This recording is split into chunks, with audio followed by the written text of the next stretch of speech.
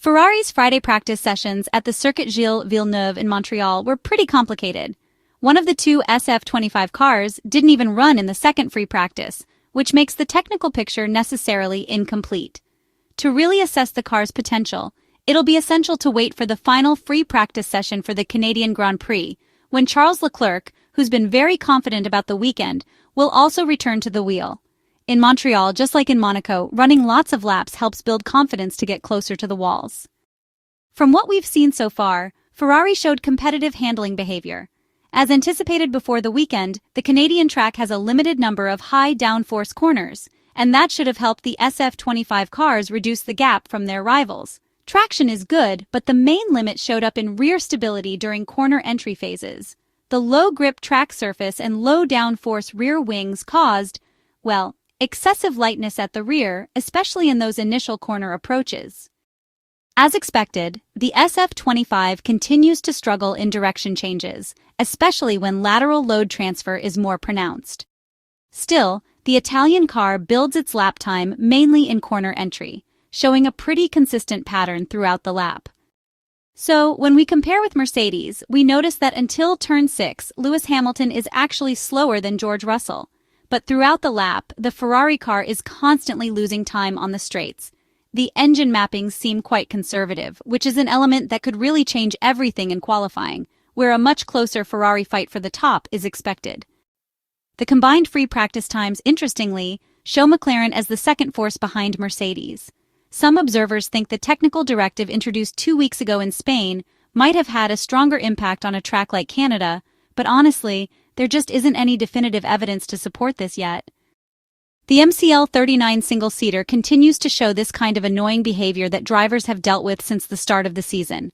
In the early rounds, it was noted that the car tended to understeer, partly due to an especially aggressive front end.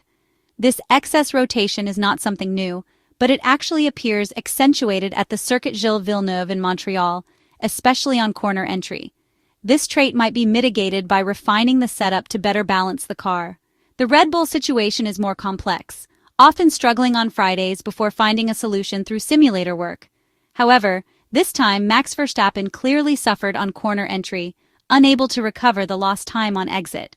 The Dutchman reported instability, but not at the rear. The problem was localized at the front. The case of chicane 8-9 was emblematic, where he lost 0.2. The ideal lap time chart is clear.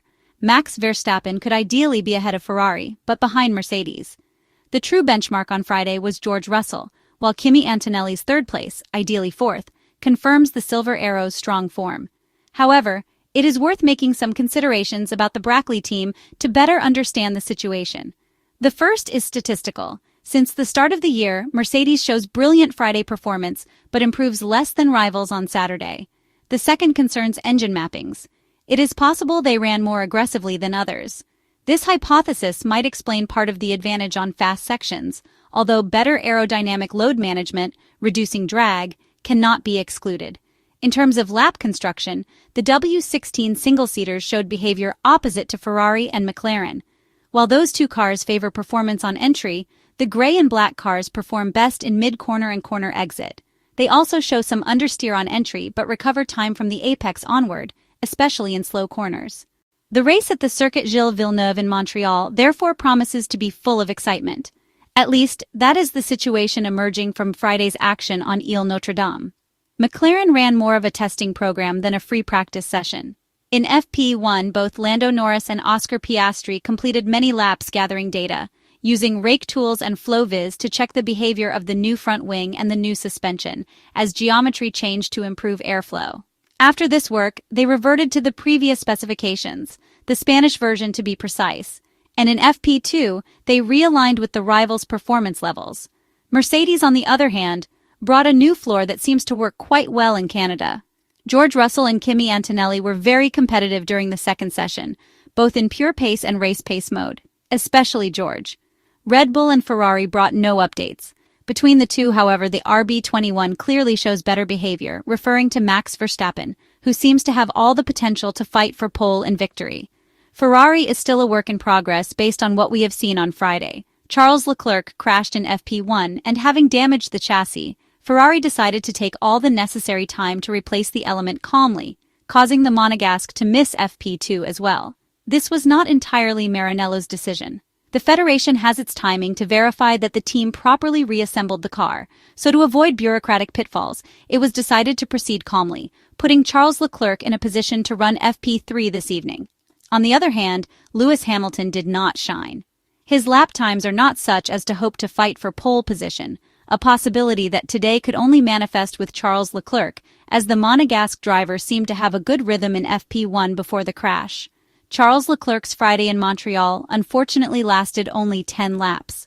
A mistake made on the entry into Turn 3 led to a heavy impact with the barriers, damaging the left side of the car. When the car returned to the pits, Ferrari's mechanics made a bitter discovery. The impact had caused the left wheel to damage the chassis, ending his chances of taking part in FP2 and forcing the team to rebuild the car around a new monocoque. The third practice session, and especially qualifying, will reveal how much Charles Leclerc's error will weigh on Ferrari's weekend.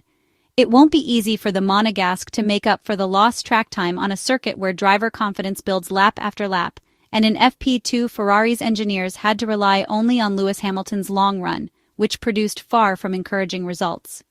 Lewis Hamilton's pace was reported to be on par with Pierre Gasly's Alpine, both running on medium tires, with an average gap of half a second per lap compared to the benchmark times set by George Russell and Lando Norris. The Ferrari driver noted that the car was nice to drive, but acknowledged they were lacking some pace at the moment and experienced graining during the long runs. His qualifying simulation in FP2 was also below expectations, with the British driver finishing the session in 8th place, half a second behind the fastest time. Lewis Hamilton finished the day carrying out some long-run work to get a good overview of car balance for Sunday's race, using both medium and soft tires, and ended with a long stint on the medium compound, which showed signs of graining. It was a far from positive Friday for the Italian side, made even more frustrating considering how comfortable Charles Leclerc appeared at the start of the first free practice session. The time the Monegasque set on his 8th lap, when the track was still dirty and had little rubber, ended up being the 10th fastest of the session, confirming solid potential. That adds to the regret, not just for missing out on assessing outright performance, but also for losing crucial long-run data.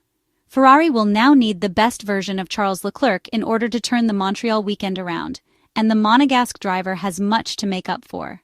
The mistake was not just a small slip-up, but a poor judgment call in a moment that wasn't even high pressure. Had the Ferrari driver allowed the SF25 car to run wide, as several other drivers did when caught out in the same spot, he would have only lost one flying lap. Now, however, the risk is compromising the entire Canadian Grand Prix weekend.